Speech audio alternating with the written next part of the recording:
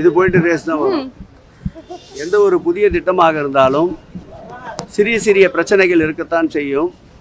அந்த சிறிய பிரச்சனைகள் எல்லாம் முழுவதுமாக நிறைவேற்றி இன்றைக்கு உலக அரங்கிலேயே விளையாட்டுத்துறை தமிழகம் தூக்கி பிடித்த வண்ணம் இருக்கின்றது.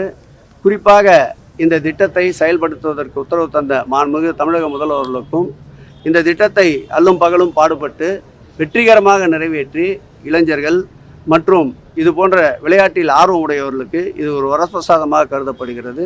சிறு சிறு விமர்சனங்கள் இருந்தாலும் பெரிய அளவு இதற்கு வரவேற்பு இருப்பதால் அந்த சிறு சிறு விமர்சனங்கள் புயலை அடித்து செல்லப்பட்ட காகிதங்கள் போல் மாறிவிடும்.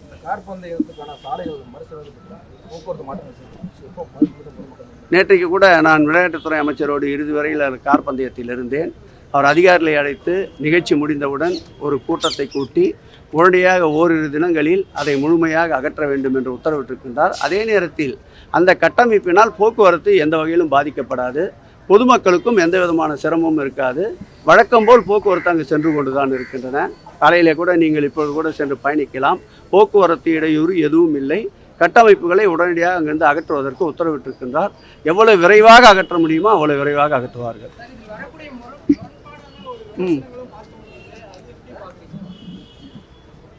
முதலில் துவங்கப்பட்ட திட்டம் முரண்பாடு என்பது முரண்பாடு கருத்துடையவர்கள் சொல்லுகின்ற முரண்பாடுகள். எப்பொழுதுமே எதை செய்தாலும் குறை சொல்லுகின்றவர்கள் அவர்கள் சொல்லிக்கொண்டே தான் இருப்பார்கள். எங்களுடைய திட்டங்கள் புதிதாக இந்த ஆட்சியிலே தொடர்ந்து கொண்டு தான் இருக்கும்.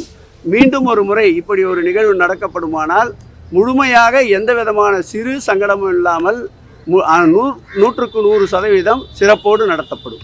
மாண்புமிகு தமிழக முதல்வருடைய பொற்கரங்களால் இந்த கோவர்க்கிங் பிளேஸை தொடங்கி வைக்க திட்டமிட்டிருக்கின்றோம்.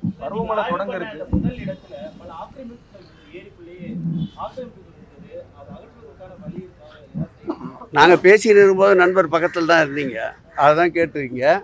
அப்படி ஆக்கிரமிப்புகள் அகற்றப்படுகின்ற பட்சத்தில் அவர்களுக்கு மாற்று இடத்தை ஏற்பாடு செய்ய வேண்டும் என்று மாண்புமிகு தமிழக முதல்வர் உத்தரவிட்டிருக்கின்றால் தற்போது அந்த ஏரியை அகலப்படுத்துகின்ற வகையில் 85 குடும்பங்கள் அந்த பகுதியிலே வருகின்றார்கள்.